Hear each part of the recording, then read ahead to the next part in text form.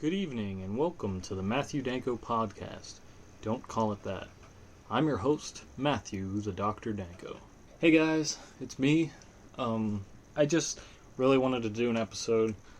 I don't have much news, or new news rather. I wanted to try something a little different. Normally, I've been doing commentary tracks for like movies, and I would like to start doing them for TV episodes. Maybe when Ash vs. the Evil Dead comes out, I can do one probably like on a weekly basis or something like that.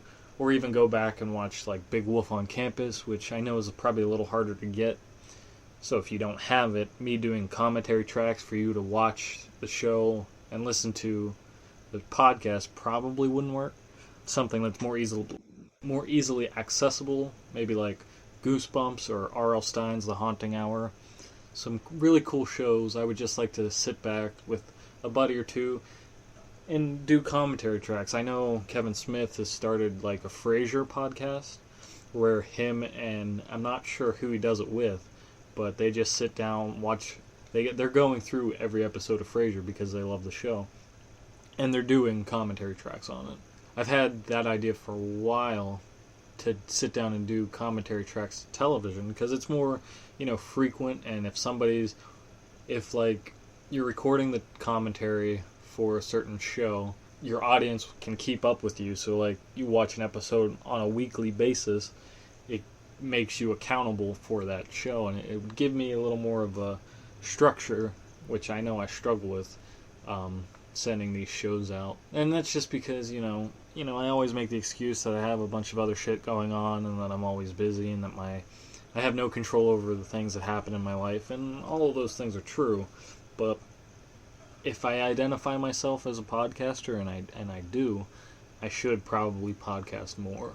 Luckily, the Guys Talking About Shit podcast with Bobby and Adam has given me a chance to do it more frequently. So, yeah, my idea for tonight, which has been an idea for a while, but, Bobby and Adam kind of brought it to light, I guess, would be to do commentary tracks for like playing video games and shit. Now, I don't play a lot of video games, so they would want me to do, like, we would set up the system where I put the video capture footage up on games that I have never played before, like with the Super Nintendo or just the regular Nintendo, and then I do commentary for it because I'm kind of like a newborn lamb. And I mean, there are a few games, obviously the Marios I've played, but the majority of the Nintendo library, and the Sega library as well, basically every video game library except like Xbox, and with the ones that I have played, Xbox 360, PS3, it's a very short list of games that I've actually played. So that would be fun to do. And tonight, now see, I would have loved to have done, the Batman Arkham Knight game that just came out. I was out of town when it was released, and I wasn't going to buy it in New York because, the tax up there is rather high, higher than it is in Pittsburgh anyway, and it didn't make sense for me to do that. Also, I'm trying to watch my money because I'm moving and all that shit. And that's, I'm going to need to save my money. And it's a $60 game. I should have pre-ordered it, to be honest with you, because of all the games that I've ever played, the Arkham series are the games that I've loved the most. I mean, first of all, it's Batman. You all know how I feel about Batman. I love him to death. I mean, obviously I'm a Batman fan. I'm probably like Matt-mite, which is great because he's one of my favorite characters. Which, by the way, he's getting his own comic book. I don't know when it's set to release, but he's getting his own, Bat-mite #1 is getting released soon. And since I don't really buy trade issues ever, it would be cool to start with that, because Bat-mite's one of my favorite characters, because he's like the biggest Batman fan, and he's an imp from the 8th dimension. I always forget, the 5th or the 8th dimension. Mr. Mixelplix is the other guy that's from one of the dimensions, but Bat-mite is so cool, and I mean, one of my favorite versions of the character was introduced to me in the Brave and the Bold, the animated show. Played by Paul Rubens. He's a wonderful character. I mean, actually, the first time I saw him was in Grant Morrison's. Was it Grant Morrison? Yeah. No. It was Tony S. Daniel. It might have actually been Grant Morrison and Tony S. Daniel. I don't have it with me right now, but it was Batman R.I.P., where Batman is buried alive, and he's been poisoned, and he's hallucinating and shit, so he becomes more Batman than ever. He's no longer just Batman, Bruce Wayne as Batman. He's now full-on Batman, so he has, like, no remorse or anything like that. He doesn't use guns, but he, like, fucking pulls out a baseball bat, and then Matt-mite's, like, he's buzzing around Batman and all that shit, but, like, the character is just so funny. One of the Batman shows, like I said, I want to create a Batman show that is like a Batman podcast, rather. And I was thinking of, like, Matt-mite, or, like, The Adventures of Matt-mite, the Matt-mite, the animated series, or some shit. That would be cool if they made a Lego Bat-mite game. Fuck. I want that now. Or at least I don't even know if that'll be an accessible character in any of the other versions of the Lego Batman game. I just want to play as Bat-mite. I would select Bat-mite for everything. Bat-mite is such a cool fucking character. And I feel like I said, I'm one of Batman's biggest fans. Like, Bat-mite is, so fucking do the Matt-mite podcast. Something to think about. I'm so excited for Batman vs. Superman. And I'm looking forward to see, what happens at Comic-Con if they release any shit like that. I'd also like to see any toys that they release for that movie, because I didn't buy the Man of Steel toys when they came out. I didn't even see Man of Steel when it came out. I waited for DVD. But I definitely want a Ben Affleck Batman. And, I mean, that's just going to be such a cool figure to have if they do it right. But we'll find that out soon. But anyway, so yeah, I didn't get the Arkham Knight game yet, but it is on my list. But recently, when I was over, Bobby's house we were getting ready to do a podcast. Adam was taking forever to get there. And he was playing, or had loaded up, Jurassic World, or I think that's the name of the game itself, but it's Jurassic World, but it has all 4 movies tied into it. Such a wonderful game. It's the Lego Jurassic World, and I've played a few Lego games, not all of them, but the few that I've played and I've seen footage of, they're just perfect games, I think. They're fun for people of all ages. They have really cool stories. They are very good at telling stories. And I would love to get the Jurassic World game, because you're like, when they have the cutscenes and stuff, it's literally audio clips from the movie with Lego animation over, like approximated for the cutscene. So you're getting, Alan Grant and Ellie Sattler. You get Jeff Goldblum's laugh from the movie in some cutscenes, and it's just brilliant. And that's the other thing too about the Lego games, is that they have a very unique way of telling stories. I know,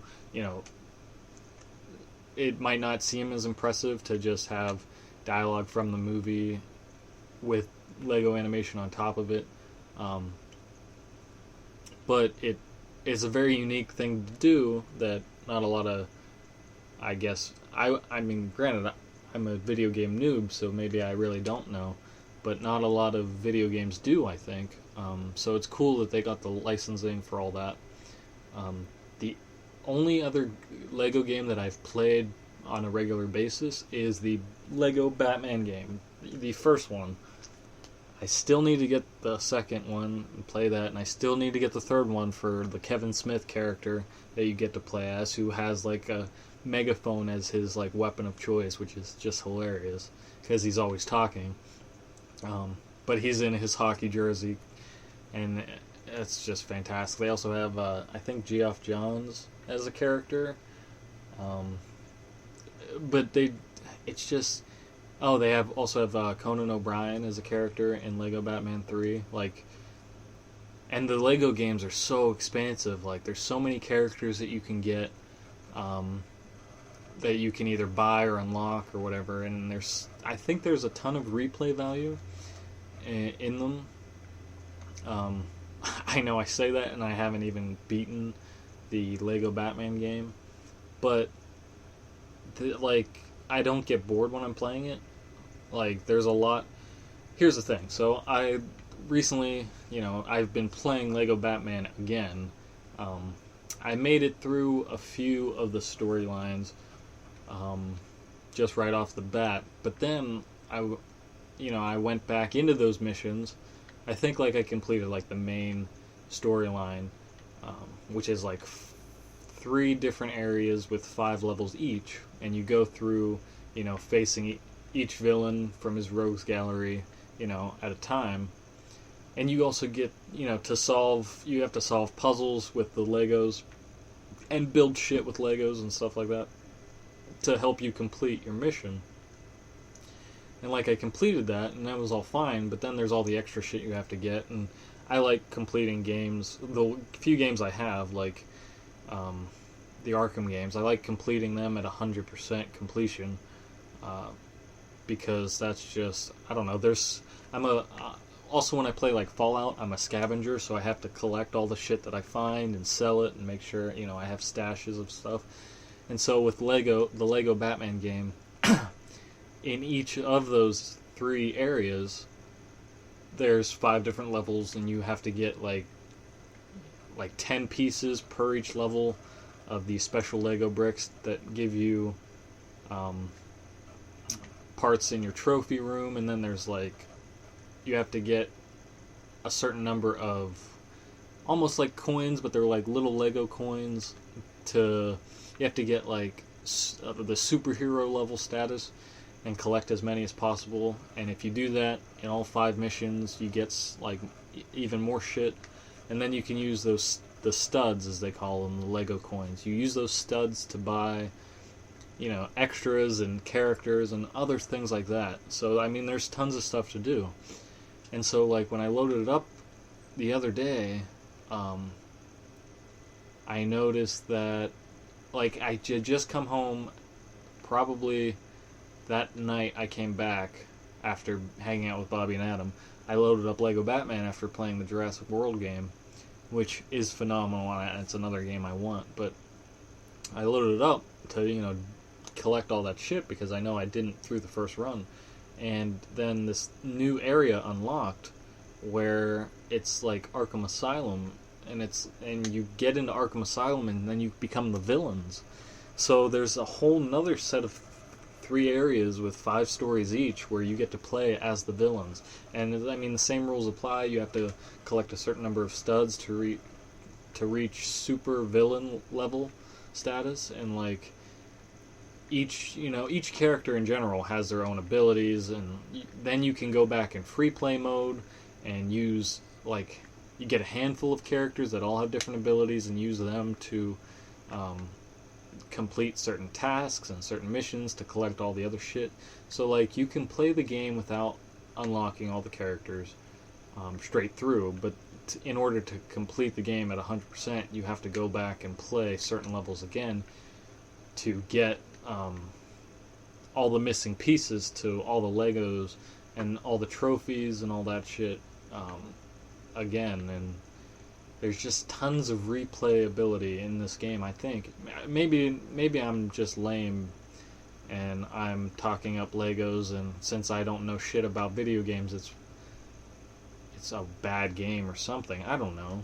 There's always that shit where I think I'm doing awesome, and it turns out it's just because I have very little experience. So my bar is set probably really low. But I have more often than not, I've heard great things about the Lego games, which has sparked my interest. And just playing the Jurassic World game and playing the Lego Batman game, it really made me like, I need to get all of these games. And I really wanted the Lego Batman game because it's Batman, but because in the third one, it's you can play as Kevin Smith, and since I can't play in any other video game as Kevin Smith, at least yet, I'm gonna wait until they release like a Mallrats 2 to the mall,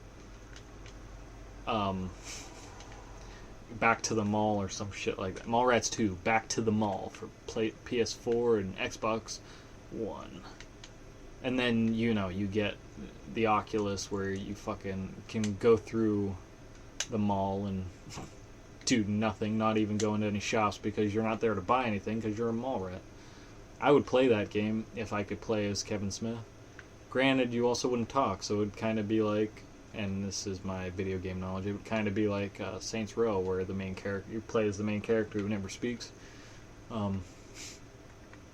So yeah, I think that would be fun. But anyway, so when I discovered that, I was like, what would be cool is if I could discover some new areas with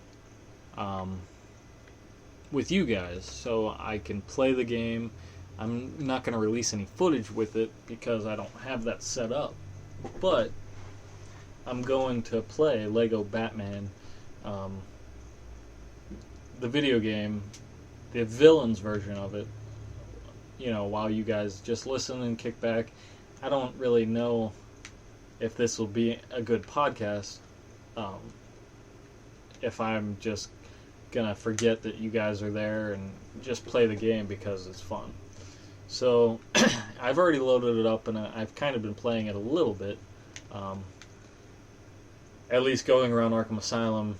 Everyone in the asylum, like all the criminals, they're not in their cages. There's no security anywhere, I don't think. They're all just running around wildly. When you load up the Arkham Asylum, like you go over to the back computer with Batman and Robin, and then you pull this lever, and then it goes into the computer screen, and then you pop out your Clayface and the Riddler, which is a weird pair. Yeah, I mean, it would have been cool if it was like the Joker and Penguin, call back to the old days. I don't know if Clayface and the Riddler have ever teamed up together, but it doesn't matter, because it's just a cool idea. After you've beaten the other 5 levels, or the other 3 areas, the 15 levels, I guess, if my math's correct. If you've completed that with the heroes, you can come back as the villains. And so we're going to do the Riddler's Revenge here. This isn't really going to be a walkthrough, it's kind of just going to be like my thoughts and opinions, I guess, on what it's like to be the villain, since I'm usually Batman. And although it's not as cool as Arkham Knight that's come out, which is still on my list to get, same with the Batarang that they released, which I pre-ordered but I haven't picked up yet,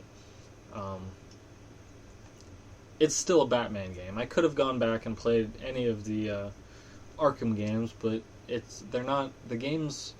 The Arkham games, as fun as they were my first time through, the replay value becomes less with each new game that's released. Now, Arkham Knight, its replay value will probably be very high until this is supposedly the last game, and I would like them to stick by that. The last game in the Arkham set, not the last Batman game probably we'll ever see. But if they were to release another Arkham game with more story and just new shit, the Arkham Knight gameplay would probably be less. Now, like, I played Arkham Asylum. I got that probably a year or 2 after it came out. I think Arkham City was just about to come out, or had already been out at that point. But it was like on sale at GameStop. I picked it up. This was well before, obviously, I worked at the Exchange. but I picked it up. There was the 3D glasses mode, which was cool. I got it for the Xbox 360, so I have the green and pink 3D glasses, which I played the whole game through using those glasses, and that was so fun for me, especially when you click into detective mode. But anyways, the gameplay was awesome. The story was amazing. I love the Arkham Asylum story, and I had read like Grant Morrison's Serious House on Serious Earth, the Arkham Asylum storyline, and so it was cool to see aspects of that in a video game.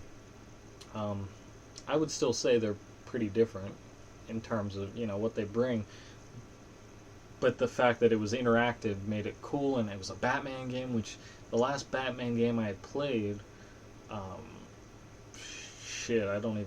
if you can count any of the Game Boy games, the Justice League Heroes game, which isn't really a Batman game, it's just they released that for the PlayStation 2 and the Xbox, the original Xbox, I think. Even further back, maybe like the original Nintendo Batman game, or I don't think there was a PC version that I played. I don't know, but in short, it's been a long ass time before I started playing Arkham Asylum that I had played a Batman game, and it was such a relief to hear, Mark Hamill and Kevin Conroy, my two favorite Batman and Joker combo in the history of Batman and Joker, because they were the voices on the animated series and Batman the Animated Series. Holy shit, that was the thing that I grew up watching, and I didn't have all the toys, unfortunately. I had one toy. I had two toys. I had the original Batman, the gray suit with the yellow symbol.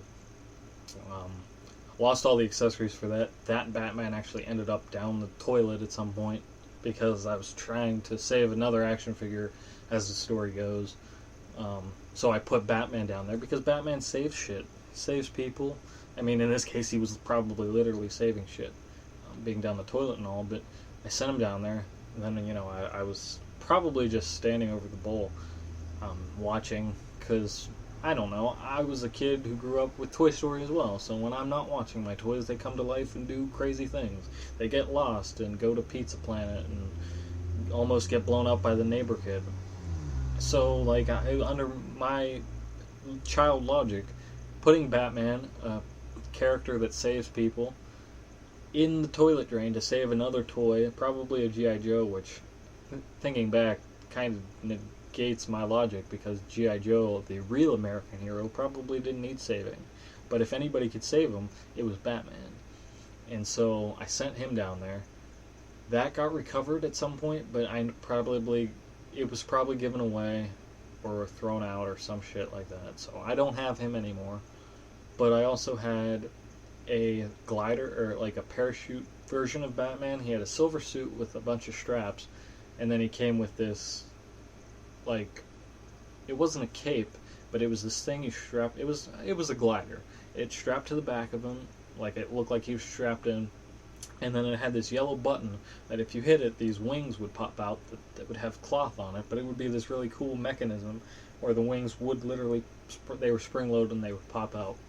Those two pieces, I don't have the missiles that came with it, but that Batman, the silver Batman, and that glider thing are the only other two pieces that I still have to this day from my Batman the Animated Series collection, which is a shame, because I had to buy all the other figures from that toy line, because I love the show so much, and because I became a toy collector.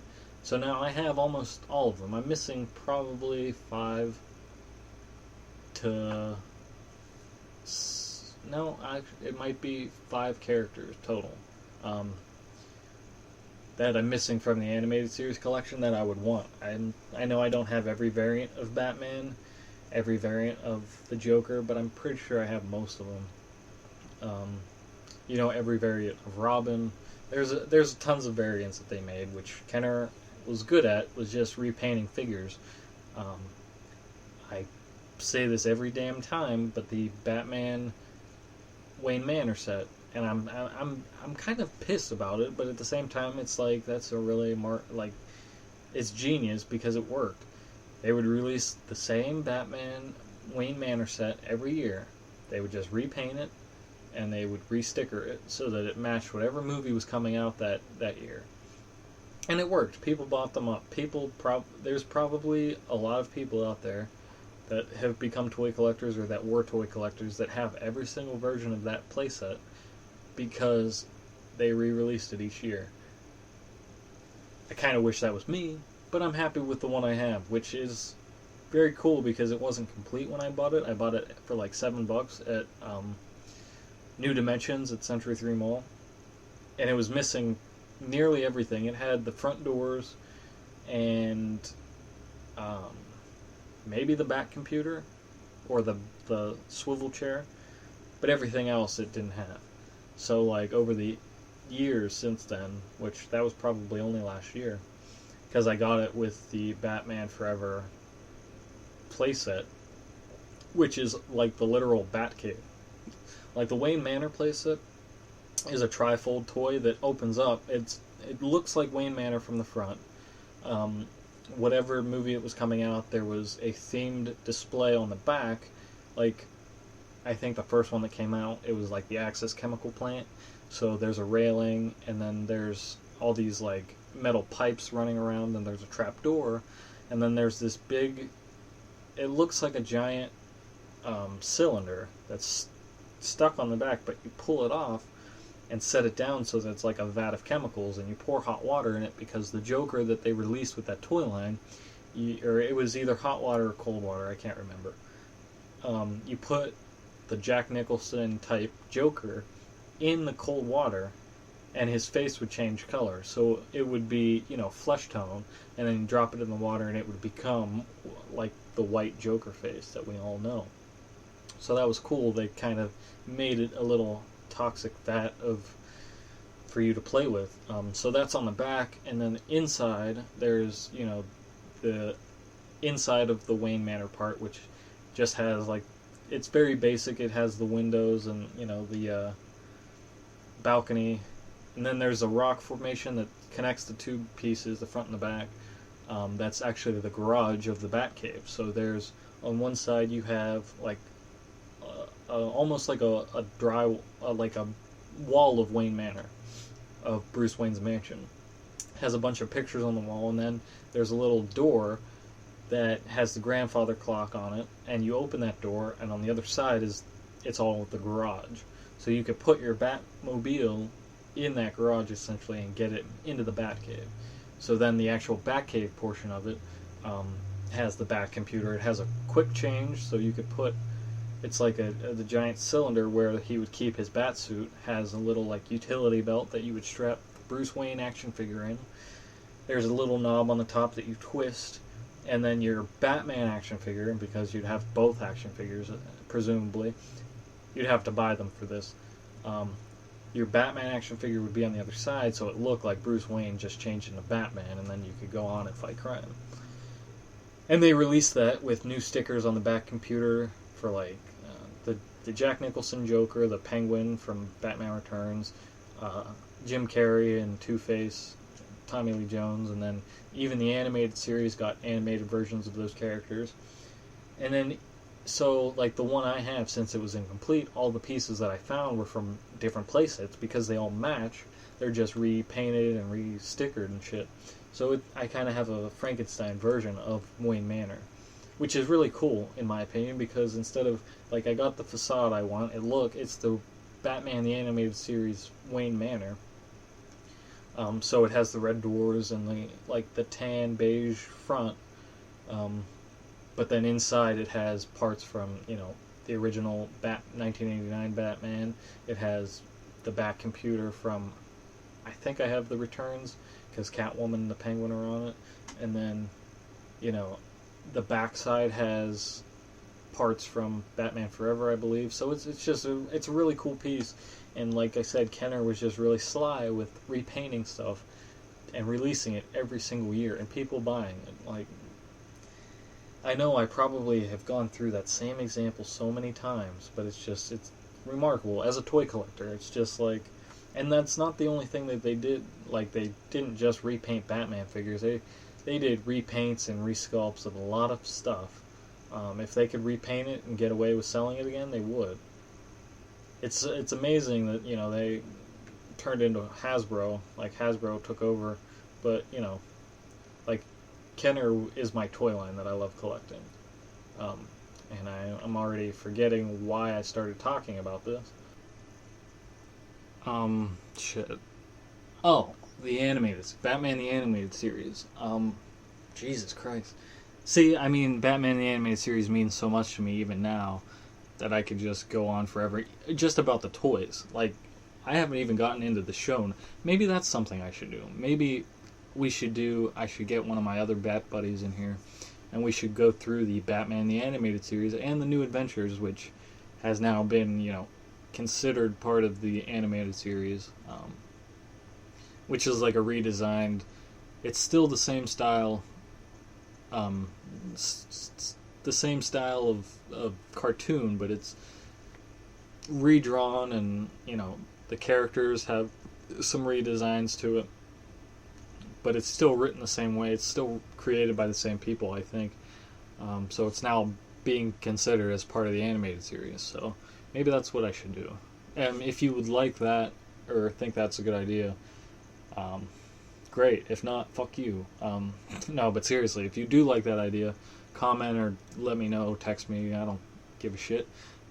Message me on Instagram or Twitter, the YouTubes, whatever you need to do, because that's probably going to be the next project I start. Because I have been wanting to start a Batman podcast. I know there are tons out there. There's, Fat Man on Batman with Kevin Smith is obviously the one that I get a lot of my info from, but he mostly, while it is about Batman, he talks about the people that have created Batman and have worked on Batman, and how they got to where they are. It does go into the character, obviously, a bit, but it's more so about the people, which is very interesting. And I know there's one I follow on Instagram, the history of the Batman, I believe, is it, and then Bat Force. There's millions of Batman podcasts out there, so me adding one isn't going to hurt the world. I mean, it's probably unnecessary, but for a fan of the show, for a fan of the character, for a fan of the Batman mythos and universe, why the fuck not? There's so much why in the world. You got to start saying why not. But anyways, so yeah, maybe the Batman the Animated Series commentary would be cool to do. But for right now, since I don't have somebody here, because I really would like to watch that show with somebody and do commentary with it, I'm just going to go through the Lego Batman game, which is a wonderful game. It's part of the reason I'm doing this for the Lego Batman game is because, even though I haven't played it, is because there's no dialogue. It's all visual storytelling. They don't need dialogue. I know they've added it later on. Like I said, with Jurassic World, they have cutscenes from the movie, but that's almost not the same thing because they didn't write new dialogue. They still are telling stories visually, and there's a lot, there's some graphic scenes from the Jurassic Park series that they can't show that they get away with in the Lego form because they tweak it a little bit. Like, spoilers, but there's the moment where the T-Rex comes out of the forest when they're all being chased by the Gallimimus in Jurassic Park, and the T-Rex comes out and takes one of the Gallimimus and starts eating it. They replaced that creature with it looks like a cartoon turkey, like a Lego turkey that's stuffed in his mouth, and he rips off a leg of it and eats it. It's fair. And even when spoilers again, you know how the lawyer gets eaten in the porta potty type thing, or it's not a porta potty, it's the restrooms. It just, he gets eaten, he gets spit back up in the video game because they can do that shit. They can get away with it. The whole thing is Legos, you can rebuild it. Build it, they will come. Well, even when something gets blown up or destroyed, technically, they can just put it back together, and even if a character gets destroyed like that, he's not really dead, quote unquote dead. He's just torn apart. Like, they can tear apart characters and have it mean nothing because they can rebuild them. Sometimes they do, sometimes they don't. Sometimes the characters will just disappear. Like any of the bad guys you face in this game, when you beat them up to pieces, they do break down into a bunch of pieces, but then they just disappear. But it's not seen as like violent video games. So that's I would say is interesting. All the storytelling in these games are visual. So when I would play the Lego Batman game, I would listen to a podcast. Well, the next best thing to listening to a podcast is to record one yourself. And so that's what I'm going to do with at least a level or two. I'll see how long it takes me, because I'm very bad at video games. Not bad, it's just, like I said, I haven't played a lot. But the Lego games are fun, and you get to destroy shit, so it should go by rather quickly. But this is the villains version. So, like I said, if you have the game, I know it's a pretty old game at this point. Like I said, the third one's already out. But if you haven't played it, you have to complete, I don't know what percent, but you have to complete a lot of the hero portion from the BatCave, so you have to go through all those levels. I think in order to unlock it, I had to get like the superhero status in each level, so you have to collect a certain number of studs to get that status, and then once you do, you unlock the Arkham Asylum version where you get to play as the villain. So if you haven't done that, do that. If you have done that, then here we go. So like I said, we're going to do level 1, the Riddler makes a withdrawal, which, correct me if I'm wrong, but I believe is like the first level of the actual game when you're Batman. So I don't know, are they going to like do it from the hero or from the villain's perspective, like what happened in that version? I don't know, we'll find out here. And it'll be really cool to play it as villains. I mean, I don't know. Oh, sweet. They have Poison Ivy and Mr. Freeze, Two-Face, Clayface. It's weird that the Joker's not there. Just saying. But these are, I feel like the Joker and Harley Quinn belong together. You could probably, I mean, maybe they're just separate because they're crazy. I mean, while some of these guys are considered crazy, they all seem normal together. Like in the 1966 Batman, when it's the Joker and the Riddler and Penguin and Joker, Riddler, Penguin, and Catwoman. It just seems weird. Because it's, I mean, for some reason I buy the Joker and the Penguin together more so than I buy the Joker and the Riddler together. Maybe that's just me. So, for me, it makes sense that these guys are together. Like, I don't know.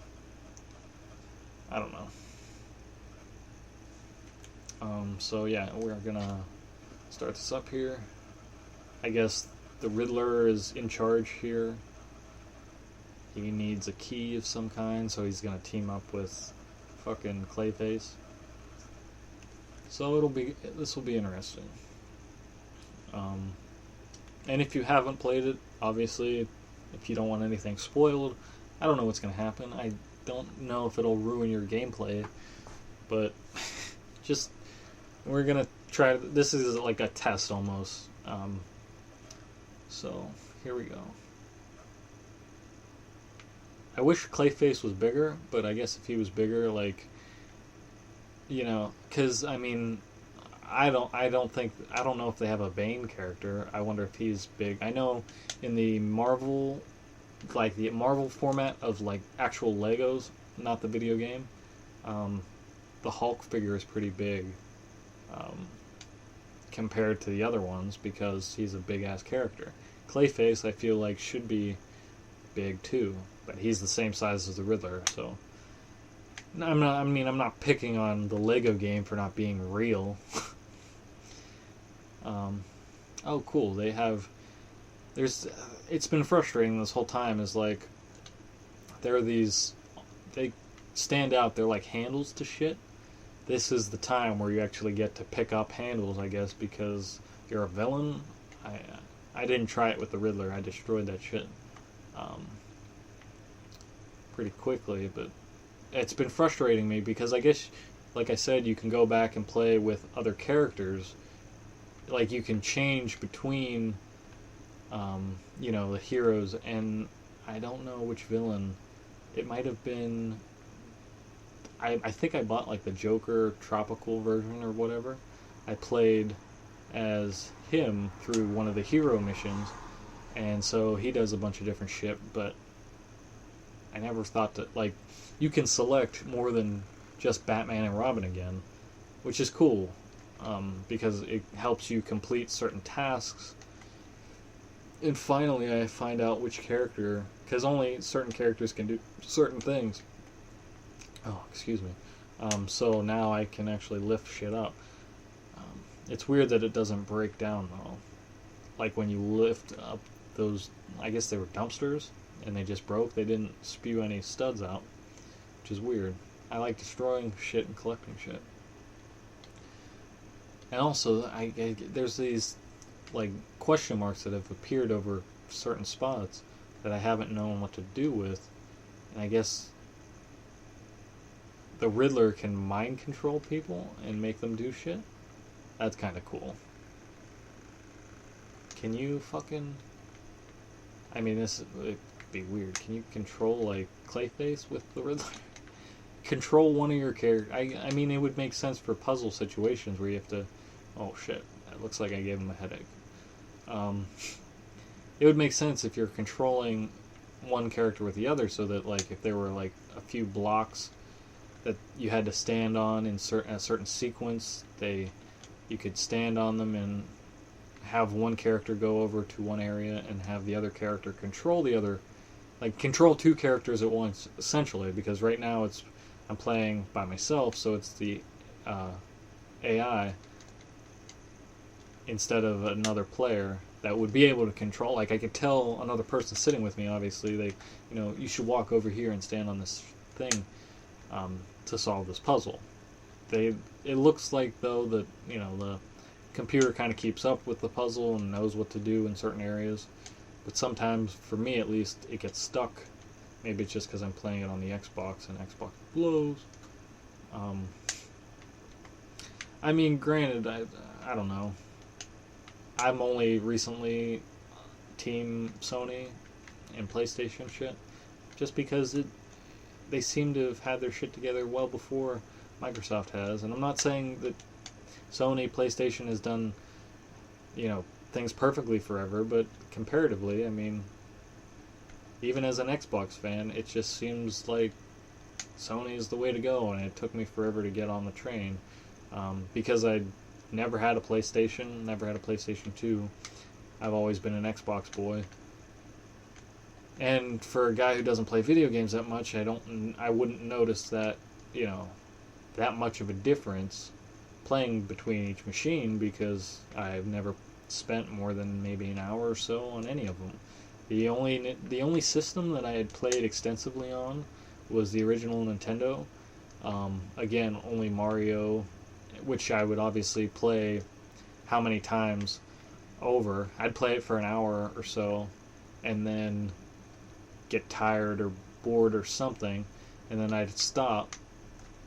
And since it doesn't save, I'd have to go back and play the same levels over and over again, but yet I had fun doing that, which is really weird. That same repetitive nature. And then you find all the secrets and shit, which, I don't know, which is so weird, in my opinion, because it was like at a time before the internet existed, so it wasn't like, I guess it's the same way how people find shit now. They find it because they just sit there and play for hours on end, and they find the secrets that they're looking for, like the hidden mushrooms and shit that would be in the original games. Like, it always blew my mind, like, how people knew about that stuff. But really it just comes from playing the game so much, or just looking for them in general, that they end up finding it. So then you jump up on those elevators and get to the secret worlds part. Like, there's no part in the game where it tells you that that's possible or that there's something there, but people find it. They're explorative and shit like that. So it's cool. And then eventually, when you have kids of your own, they pass that down onto them. Because that's how I knew. My dad told my brother, and my brother told me about... What the fuck? Sorry. I was playing as Clayface, and then the Riddler just hit me in the head. Motherfucker. So then it kind of just becomes this weird thing that just happened, and you don't remember how or why it happened, like who found it, how did they find it. Crazy shit. But anyway, so I forget where I was, but we'll try to move past it. The other thing too about this game is there's kind of like side things to collect, and one of the side things are these hostages. So like there'll be a bunch of criminals that'll have hostages, held hostage, and you'll have to beat up the bad guy and free them. And it looked like there was maybe 50 the last time I freed one, from what I can remember. There's 50 hostages or something that you have to free over the course of the game. So it's kind of weird that there was one showing up here. I guess I can't get to it because it's behind glass, and you need the Batman Sonic blaster to break glass, so technically the hero would have to defeat the hostage taker in this case. So I guess it's not that weird. Forget I said anything. It's just in the villain's version, it's weird seeing it. And like, as I said, I like to complete things, and I'm a scavenger, and I like to collect everything when I can. It's kind of frustrating when you can't get to something because you don't have a certain character to do it for you, because that part doesn't come now, it has to come later. But whatever. So, again, collecting studs is awesome. I have just so much fun doing that, both in the game and in real life, because as you know, I am a stud. And how do you catch a stud? You have to be a stud. You have to think like a stud. And I, friends and family, am a stud. I'm just kidding. I have no friends. I have family, because I wasn't an immaculate conception. Alright, so back to the game. Instead of being weird, I don't know, I'm having fun doing this. I wish Clayface could, like, transform into shit. It looks like he can throw, like, blocks of clay. It's not bad. Because, like, Batman, you can throw batarangs and stuff, and the Riddler, he has this staff to hit things with. I think when I play it as, like, the Joker, the Tropical Joker, which, for the record, the Tropical Joker is the Killing Joke Joker. He's wearing, like, a tropical shirt, and I think shorts, and the hat. He doesn't have a camera around his neck, I don't think, which would have been a cool touch. But they call him the Tropical Joker, probably because they can't say, like, the Killing Joke Joker, and that's not really as catchy, I would guess. But he shoots a gun, which is another weird thing. It's like, they can have guns in the game? I mean, I know no kid is, like, picking up their gun lessons from a Lego game. It's just, they can get away with so much in the form of Legos. I don't know. And it's just a really fun game to play, so you kind of forgive it for anything like that. But, yeah, so you can't form fucking Clayface into anything. Like, I mean, granted, he's a Lego, and they're sticking with the Lego thing, so he has to have almost the same abilities that everyone have, his own abilities, but not outside the fact that, like, you can't alter his character. But it might have been cool to have parts of puzzles needed to be completed if you, like, formed Clayface into a certain something that he would need to complete, I don't know if I'm making sense here. Just that Clayface can't change. And since he's a shapeshifter, it would have been nice to have it. Now that I'm thinking about it, every time I think of Clayface, I think of Mystique, which is from the Batman Beyond series, which is like, I think it's Mystique. Or is it Ink? She's another shapeshifter. She's not Clayface, but she has the same properties as Clayface, or she can shapeshift. I'm gonna sound like a real dumbass if that's not the name.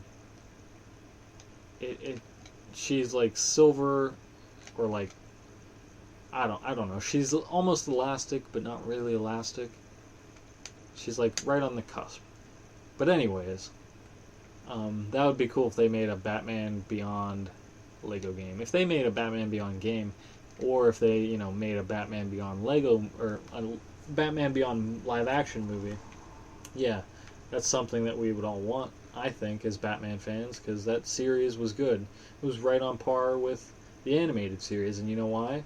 Because same people were involved. Kevin Conroy was the voice of Bruce Wayne, but not like just any Bruce Wayne. He was old Bruce Wayne, like Dark Knight Returns Bruce Wayne, and he was teaching another Batman, or a young Terry McGinnis, to become the Batman, because, and one of my favorite parts of the show was the first episode when it opens. Bruce Wayne is, fighting crime as Batman, right? And he is chasing down a villain or a criminal of some kind, and he's a little sluggish, I think. And at one point, a gun is brought into the picture, and he goes to reach for it, and there's this look of horror on his face, because he's like, this is everything I stand against, and I was just about to pull the trigger. So he like drops the gun and hangs up the cowl, because he's like, I can't be Batman anymore. If this is what it's come to, I can't do that. It's not what my parents would want, and that would almost undo everything that I've done so far. Everything I've done my entire life. If I reach for a gun, even in my final moments, it's not who I am. Which then causes him, to be like, I'm done being Batman, but then he realizes, Batman there needs to be a Batman. And then you go from there into the Batman Beyond storyline, which is set in the future, so there's new avenues you can take. You don't have to go with the same villains. You can, in certain ways, and they do, technically. That's another show that's so good that I would probably really benefit from doing a commentary track on it. So yeah, if they made a Batman Beyond game, I know it's at least said, I don't know the deal because I didn't pick it up yet, but in the Arkham Knight games, I'm pretty sure they have a Batman Beyond skin, which is awesome, because they have skins for a lot of the, I'm pretty sure they even have like the animated skin for the Batman suit. I know when I played Arkham Origins on the PS3, it came with a free Adam West Batman and a free Night Quest Batman suit, which are fucking dope. I just like that idea. And the other thing too is because you get to ride around in the Batmobile, because that's like another part that they've added to the game. You get new Batmobile skins too, changing the Arkham Knight Batmobile into Adam West Batmobile, Batman like the Batman Forever Batmobile, all of the Batmobiles that have ever existed, at least in live action and probably animated form. Like, I would play Arkham Knight solely as the animated Batman with the animated Batmobile, because those are my two favorite iterations of Batman, not counting Ben Affleck and I'm not really 100% on the Batmobile that they've released. It looks cool and everything, and I'm gonna like it, but Ben Affleck, more so than anything, is gonna be my favorite live action version of Batman. And that's with only seeing that like teaser trailer and knowing Ben Affleck as an actor and as a director and as, a buddy of Kevin Smith.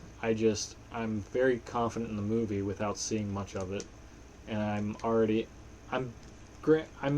eat crow if I'm wrong, and I'll be 100% honest. He's going to be my favorite Batman because I've said this too in other places, probably here more so, that just the live action Batman movies haven't done it for me. They're not. They're Batman storylines and they're good stories, but they're not the Batman that I know on the page. And I've read a very good amount of Batman graphic novels and comic books, single issues and shit like that. I haven't read them all. I know there's still a lot I haven't learned yet. I'm hoping that, finishing the Batman Files, which is a wonderful book written, quote unquote, written by Bruce Wayne. Like, I bought it at Barnes & Noble. I got it from Barnes & Noble for my birthday from the lovely Mr. and Mrs. Party, my girlfriend's parents. They wanted to get me a birthday gift, and I said I wanted that, so Jesse chipped in because it's like $70, and that's just the paperback version. Maybe by now it's come down some, but anyway, it was a book that I hadn't known to exist until I saw it that day, and I opened it up and I'm like, what is this? And then the inside cover is like Matthew Manning, I think is his name. He's a historian of sorts, and he's a Batman fan, and one day, this box showed up on his doorstep, and it was all the Batman files he ever to exist, and it's a really cool book from the desk of Bruce Wayne. So, like, you open up the first page, and it looks like a notebook journal entry that's like, "Dear whoever finds this." And right off the bat, you're like, holy hell, this is going to be so sweet. But basically, it's like, for years I've studied all across the world, and I'm a master of martial arts, and I have honed in my keen detective skills and all that shit. Paraphrasing, of course, Batman wouldn't say that. I mean, he would, but not in this letter, because it's really written quite beautifully, I would say. But basically, is like the contents which you are about to read are a necessity, because I fear I might die tonight, and if I do, Gotham cannot go unprotected. So within these pages, you'll find everything you need to know about what it is to be Batman, because Bruce Wayne doesn't need to be Batman. Batman is a symbol, all that stuff. And then it's like your mind explodes because it's signed by Bruce Wayne. Now granted, I know it's not actually Bruce Wayne. I know Bruce Wayne is a fictional character, and it breaks my heart that he is. But to have the whole book in that format, the point of view of Bruce Wayne, it's phenomenal, and I'm surprised they didn't do it sooner. But so, the second page, you open up. It's the front page of like the Gotham Post newspaper. I can't remember what it's called, but it says like Wayne family murdered, and it has Martha and Thomas Wayne on the cover of it, dead. And then it has like an actual article attached to it, and it's so devastating. I know I always say, like, everyone knows the Batman origin story, but in this format, it works so well to have it in there, because it's not really in your face. It's like, because it's Bruce Wayne and everything you need to know about being Batman, he's giving you some background on him, and everything is leading up to being Batman. I haven't made it that far through it, probably about a quarter to a halfway through, but it's a really fantastic book. And like, there's psyche vowels from Arkham Asylum, from like Jonathan Crane and Harley Quinn and the Joker and shit. And then it goes through the history of the characters. Like, there's the section on the Joker. There's pictures of many different versions of what the Joker looks like in the comic books, because you have different artists writing comic or drawing what they like would like to see in the character, and you have many different writers telling stories in certain formats, in certain ways. So there's tons of different looks to the character, with still keeping some of the same basic principles. Definitely the same personalities, most likely. But there's like, he kind of makes a comment about it, is like, sometimes he looks this way and sometimes he looks this way, but beneath all that makeup is still that fucking grin that I need to punch the fucking teeth out, because he's fucking Batman. And the Joker's a menace. And in the article, or in the journal entry, it's like, I can't bring myself to kill him. I know it's what Gotham needs, and I know you don't think I fucking can't sleep at night because I know how many people he's killed, or sleep it during the day rather, because that fucking dude goes out at night. That's his whole shtick. But he's like, I don't get any sleep because I know of how many people I've killed by letting him live. And he's like, you can tell, just if you separate the fact that it's written by someone else who just knows a lot about Batman, you fucking hear Bruce Wayne's voice in it and totally forget that you're reading something fictitious. Like, these are the actual journal entries of Bruce Wayne. But then there's also some really cool... I mean, it's all fucking cool. But then there's also some other stuff, like Solomon Wayne, the schematics for, like, Gotham City. You see early concept drawings of what Gotham City would look like. And then you see schematics for, like, Batarangs and the Batmobile and stuff like that from the BatCave. It's literally the Batman files. There's even parts in it from when he was young. Like when he was at boarding school, and he would sneak out at night trying to practice his stealth. Like, stuff like that was just really awesome, and I'm so glad this book exists. I should really get back to reading it.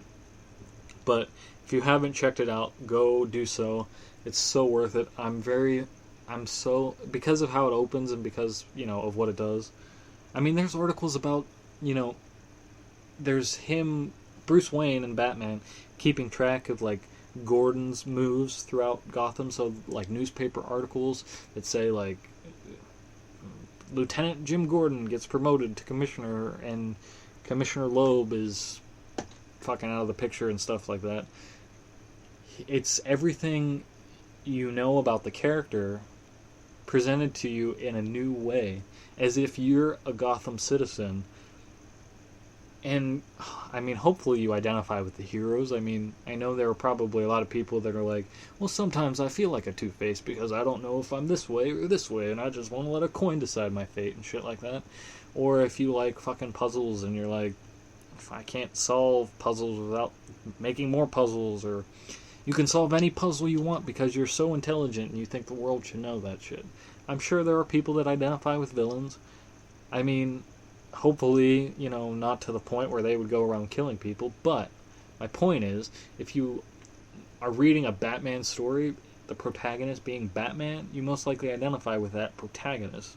And so, being presented all this information as if you were a citizen of Gotham City, or at least belong in the same universe, maybe you're a citizen of Metropolis, because granted, I mean, in the book, there's also stuff on Superman and all these metahumans. He's like, I don't know if I should trust you, motherfucker, because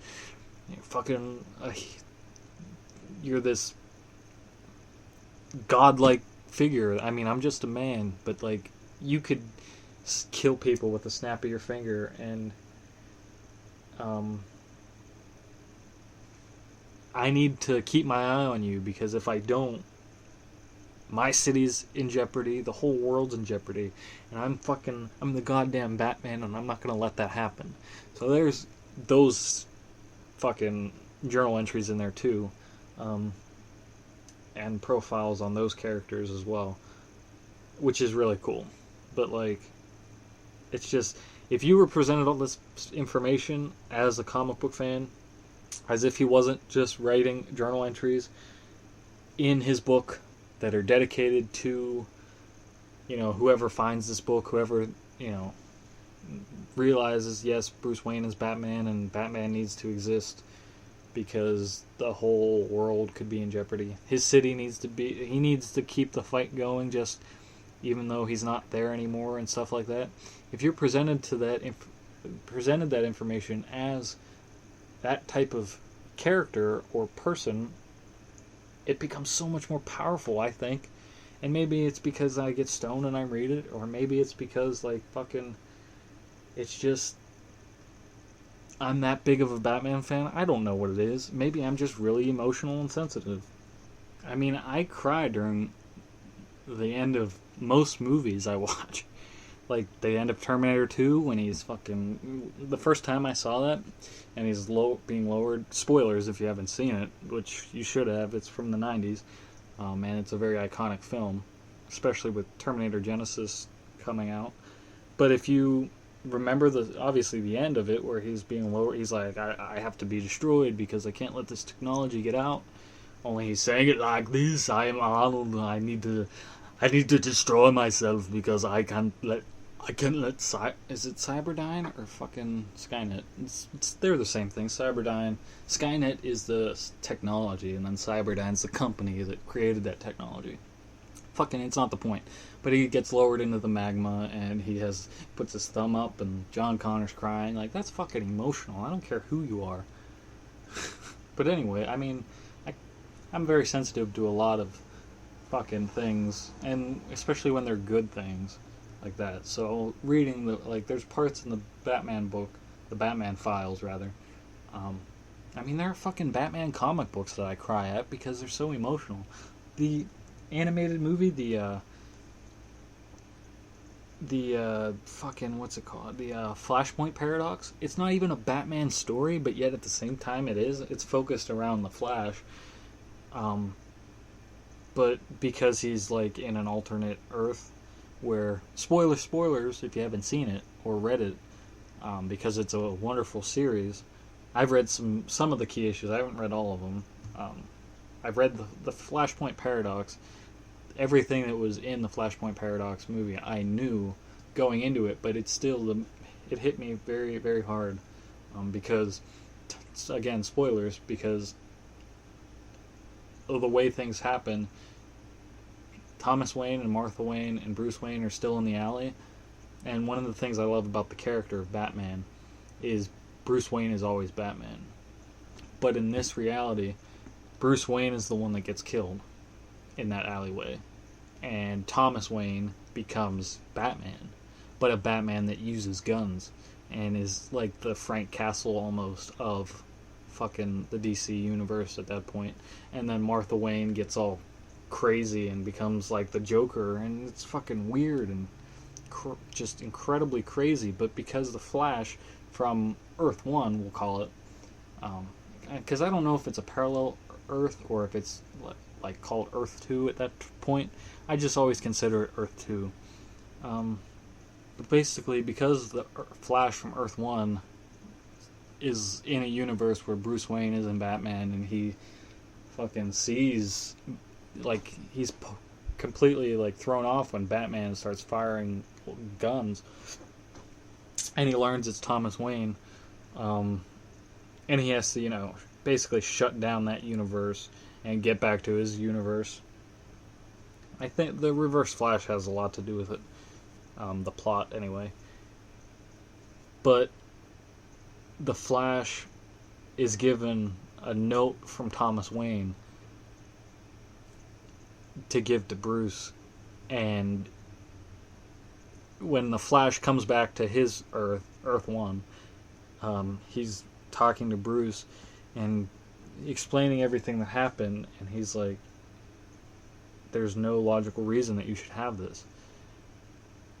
And then, Flash gives it over to Bruce Wayne, and it's a letter from his father. It's signed Thomas Wayne, and Bruce Wayne sheds a tear because he fucking hasn't heard from his father. Last time he heard from his father was that night when he died. Like, that, you're telling me that that's not emotional? And I haven't skimmed through it, but I would love it. I would love it so much if in the Batman files that letter was included. I don't think it could be, technically, because it's a personal letter from Thomas Wayne to Bruce Wayne. and this is the Batman files, which you do need some background on the character, but that might not be something that would be included. But if it were in there and I could read it, I might cry just like Bruce Wayne did. I mean, I was getting teary-eyed just talking about it. I scored a few tears out because that's fucking deep. And it's just, they're all fictional characters. I mean, to get emotionally attached to fictional characters it's fucking amazing. But anyways, what the fuck? I mean, I had to pause the game because I got into all that, and that's okay. So anyways, back to the Lego game. I know that's a really shitty way to end that part, because I think it was like, it's very emotional. I don't know, Batman, anything Batman, I cry a lot. Wow, just thinking, I mean, like, I kind of want to stop playing this, stop the podcast, and go fucking read that book because of how much it made me want to read it. I want to go watch the movie, The Flashpoint Paradox, so I can cry like a blubbering bitch. And you know why? I'm okay with that, because that story is so well done. It's so well told. I'm a fan. I mean, yeah, I'm a fan of Batman, but as I've said, even about video games, is I'm a fan of stories. And I mean, that's what my podcasts have been about. They're just me telling stories, telling my opinions and shit. And I'm a very quiet person. I probably say that every episode too. There's a few things you can get out of every episode of the Matthew Danko Podcast. I don't play many video games. I don't talk that much. I love Batman, and I'll suck Kevin Smith's cock. But basically, my point is, oh wait, this is that area that we had. Oh, that's cool. That's really cool. Sorry, while I'm off topic here, is we're going through the level that Batman and Robin went through on the first mission of the beginning of the game. So you are literally seeing it from their perspective. But anyway, so I just fell into the ocean. And that's the other thing too, is when you fall, or you don't die, but your character gets injured really badly and you lose your health, you lose a bunch of coins. So I'm probably not going to make the stud total, the superhero or the supervillain in this case status. But I think I am pretty close to completing the game based on how, like, it looks like we're in the same place that you end the first mission, in the little cage thing with Clayface and the Riddler. So that's cool. That's really cool. You're literally seeing it from their perspective. I mean, their missions get foiled by Batman and Robin, so it's weird that they succeed in this version. But it's also kind of like a parallel thing. They still end up in Arkham, obviously. But that completes that game. I got 5 out of 10 mini kits for that. That's cool. Mini kits are those things that build the trophy for, like, Batman has his trophy room and the villains have their trophy room, and you have to collect these certain, they kind of look, they have the bat symbol on it, but they're these big black pieces. They almost look like bat signals, but they're not. But they're called mini kits, I guess, and if you collect 10 each level, they build a trophy. Now, as far as I can tell, these trophies don't actually do anything. I've collected maybe 1 or 2 in the BatCave. They're just cool to look at. I don't know if you ever get to use them. I know I've bought characters and stuff and vehicles from the store. I don't know what you call the store, but when you collect enough studs, you can spend your money on shit like extras and characters and vehicles and even data, which the data is probably the coolest thing to spend my money on. But what else am I going to spend my money on? But I guess for the game, though, I wish that you could use them. Right now, like I said, I don't think I can. I don't think I can use anything I buy, or any of the trophies, rather, that I can make. As of right now, I don't think I can use any of the trophies that I create, so they're kind of just incentives with no real... I mean, granted, everything in this game if I complete it, my actual life will not change. I don't benefit anything from completing the game at 100%, but it gives me a goal to set. So it's like collecting a trophy is just like beating a level. The collecting all the pieces are steps you take in order to get the trophy. So the trophy is the incentive to collect all the pieces. Completing the game, there's no incentive to completing the game other than a weird OCD that the game isn't 100% complete. And when you beat it, then that's it. You're done. I don't really want to beat it. I mean, like I said, I beat the hero version. As far as the storyline goes, I still have to collect all the stuff. I don't have to, but there's that part of me that's like, well, I want all the trophies. I want to see the shit that's unlockable, and I want to go back and play as different characters and stuff like that. It's just weird. Video games have just... That's part of the reason they've always been lost on me. Not because... I mean, it's kind of the same thing. What do you get out of watching a movie? You pay for the movie, you watch the movie, that's it. But at the same time, the way the movie is written and presented to you and the way the story is told, more so the emotions that you get from that are what you leave with. So like seeing Jurassic World, the emotions that you leave with seeing that movie determine whether or not it was worth you spending the money and watching it. If you find a good video game, like the Arkham games, I love those games because they have a strong story. And beating those games, whether or not it's 100% complete, beating the story level,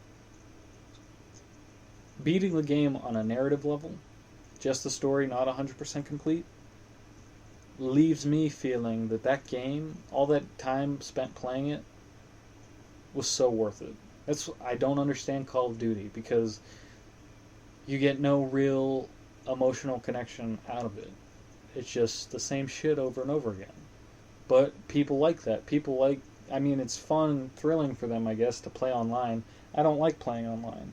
I like playing by myself or at least with another person in the same room, because then you can interact with them and do shit like that. Interacting with quote-unquote noobs online and getting yelled at in your microphone or in your headset doesn't sound like fun to me, especially with a game that I don't really have any connection to. Getting the highest score in that just means nothing to me.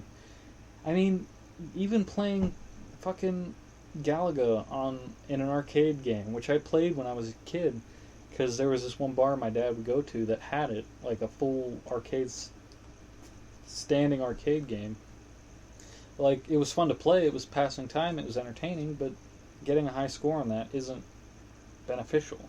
It has no story, it's just shoot the ships and complete the game. You find it addicting because you're like, well, I feel like I need to play it, but for me it never felt like, oh, this is the greatest game ever made, because I find a real emotional connection to it. That's why I like the Uncharted games, is because I care about Nathan Drake. I care about that character.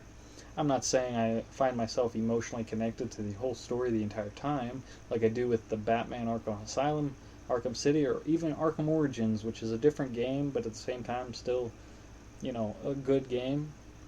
But like fucking the end of Arkham City, I won't spoil it here, but that was so heartbreaking and emotional, and so it tied me into the story. At least with the Lego Batman games, it's like it's fun. It's fun to watch. The story, it's still if the story wasn't as interesting and it wasn't told visually well, I probably wouldn't like playing it as much.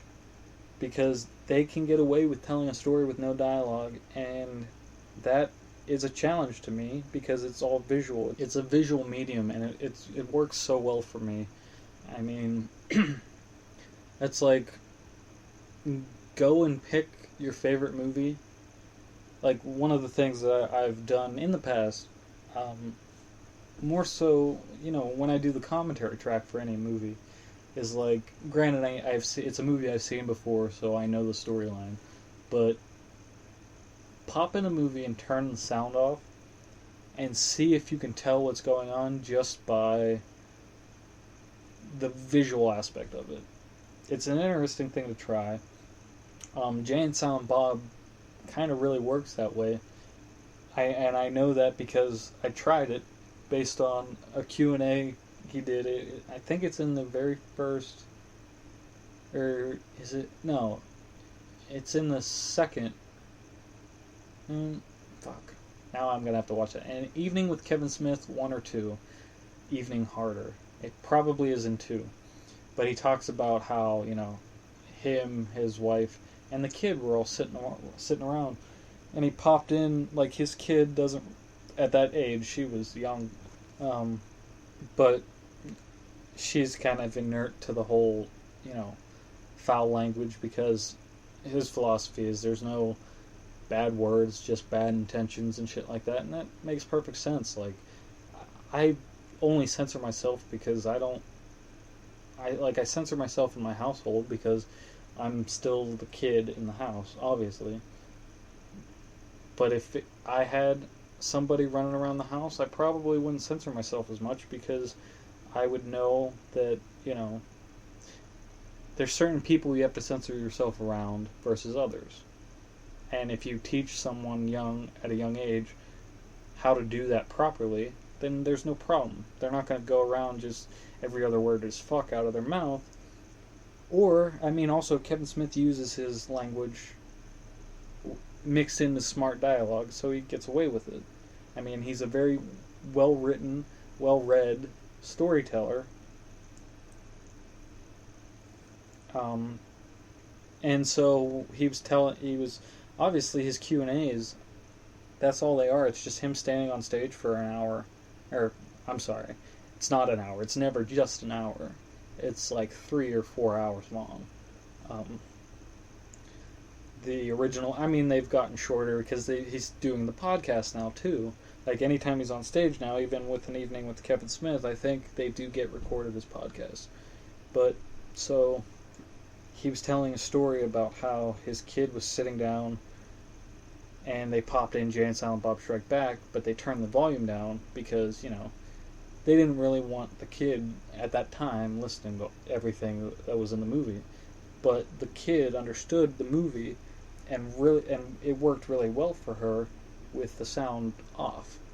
So I tried it, and it's true. That movie is very visually, the story's told very well visually, and anytime that can be done is pretty impressive, I would say, because apart from all the other things that make up a movie, sound and video are obviously 50-50 of what makes a movie a movie.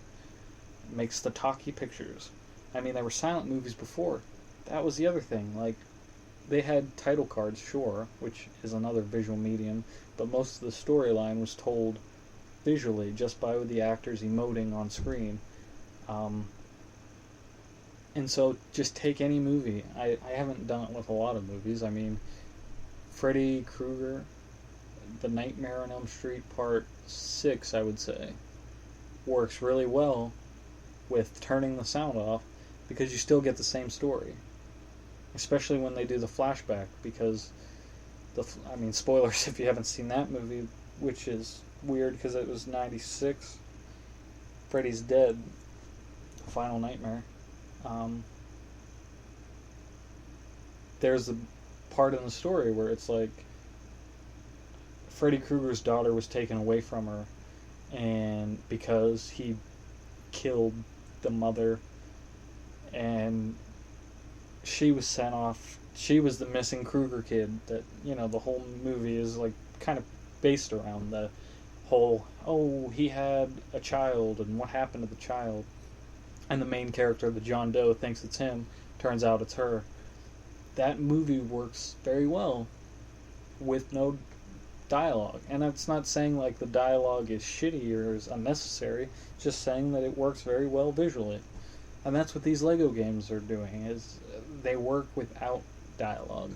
It's very cool in the Jurassic World game that they've cut the movie into it, because that's the other part that I find really cool. And again, that's another game I want to get. There's a lot of games I want to get right now, and I just can't because of the whole finance thing and trying to move around and stuff.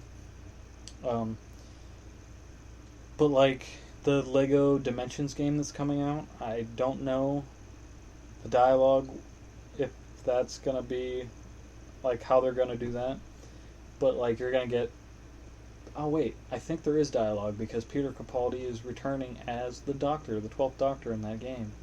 But you're going to have the Doctor and Doc Brown in the same game, and you're going to have a Batman character in the same game. Jesus Christ. Take all my money, please.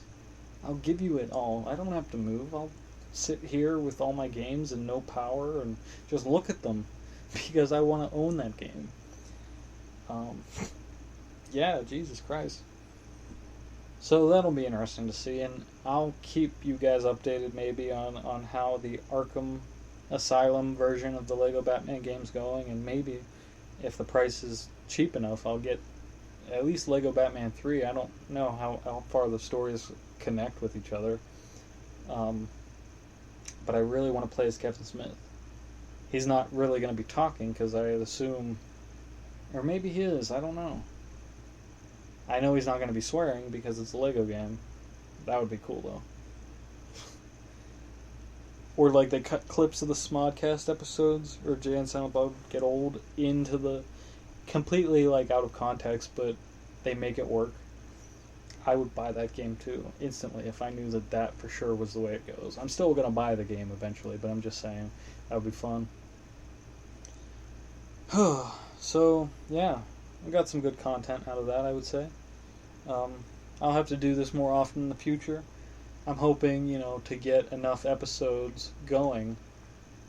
Like this was just, I just turned this on at night, when I would honestly play the game anyway, and just instead of listening to a podcast, I recorded a podcast, which is so easy to do, and it's so great to know that I can do it, and it's so easy to do, which I think I already said, but that's how easy it is. It's so easy, I should count it twice for how easy it is. But yeah, so I'm hoping to get enough episodes. I'm hoping to get enough episodes on my backlog, especially ones that aren't really news heavy related, because then that way they're not outdated when I upload them. But get enough random shows and just commentaries and stuff like that built up, so that if I go a week or two without actually recording it, I have some on standby that are already cut and edited, that I can just upload, and that way the flow of content is still, heavy, but then when I have a new episode recorded, or I have a guest star on, instead of posting an old episode that I recorded that has no real relevance to the week's events, I can post a new episode that does. So it's a format that I should have done a long time ago, and in fact, probably the first year I started doing this, I probably should have had a bunch of... And I have enough backlog so that when I started this podcast 3 years ago, that I'm not on episode 7 or 8 or whatever the fuck I am. Like, as long as I don't mention what number I'm on, it doesn't timestamp it either. I don't know what number I'm on. I feel like I'm at least past 10. Can't tell you what number, maybe 11. Maybe that's how far past 10 I am. Maybe I'm on episode 11. I don't know. But hopefully getting this going will make... And I seem to be getting more fans. I don't know if it's true. Anytime I post it to Instagram, a lot of people that, follow me and that I follow them, but never really talk to one another, they like every time I post a link to the podcast. So it makes me think that I actually have fans, that we found each other through this podcast. So to all of you who do listen, that I do follow, please let me know that you listen, because I want to know that you guys out there like this. Because right now I don't know. Right now I know of probably 5 people that like it. Bobby and Adam are the 2 main supporters, because I'm always on their show. I'm not always on their show, but I'm on their show frequently enough. And Bobby likes listening to me while he's cleaning his room. And Adam just likes listening to me when he sleeps at night, because I have a soothing voice. Then there's my girlfriend Jessie, who says she listens to it. She has listened to a few episodes, I know for sure. Whether or not she's very consistent listening to it, I don't know. It's beyond me. But granted, I'm not consistent in uploading them, so tit for tat. And then, I have my creative writing teacher, professor from Point Park. She said she listened to a few episodes. So shout outs to all those people. That's only 3 people though. I listened to it, so that counts. That's 4. And then the government, because I upload all these files directly to the archive.org, and I'm sure there's some poor sap who has to moderate all the shit. Probably skims through it or whatever. Doesn't matter. That's 5. So, great. For all the 5 people that are out there listening, including the future version of myself, thank you for listening. And to all those who do listen that I don't know about, please tell me what you want to hear. Tell me things you like, tell me things you agree with, tell me things you don't agree with. Because nothing starts a conversation more than having somebody disagree with your opinion. Trust me. I have a Facebook. I have an internet connection. There's always somebody out there with an opposing opinion. And I would very much entertain that notion if somebody does. I don't really take very large stances on most things. I'm a very considerate person, I would say, but the only things that I would take a solid stance on are like Kevin Smith and Batman and The Evil Dead and Doctor Who, because those are they're few things, but they're the top things that I would always love to talk about, whether or not you agree with or disagree with my opinion. So I welcome it. Anyone who wants to, I tell you all the time, if you don't like listening to my shit, you don't have to listen to it, but go make your own podcast. Go make the anti-Matthew Danko podcast, where it's just this, take a transcription of every podcast I do a bizarro Matthew Danko podcast where you literally say the opposite of everything I say. Do whatever the fuck you want. Just do it. As Shia LaBeouf would say, just do it. Make your dreams come true. Do it. And right now, I'm going to do it by ending this episode. So thank you for listening, the 5 of you out there, and anyone else who wants to identify as a Matthew Danko podcast fan. Please do, really, give me your thoughts and opinions. I don't care. I just want to know. I'm curious. But I hope, you guys enjoyed this episode and the new format I'm trying out here. Again, it's just a test, but I think it works. And even if you want to do an episode, come on down. We'll record an episode. Bobby and Adam can attest it's really simple and really easy to do. Thank you for listening to the Matthew Danko Podcast. Don't call it that. I'm your host, Matthew, the Dr. Danko. And in case I don't see you, good afternoon, good evening, and good night.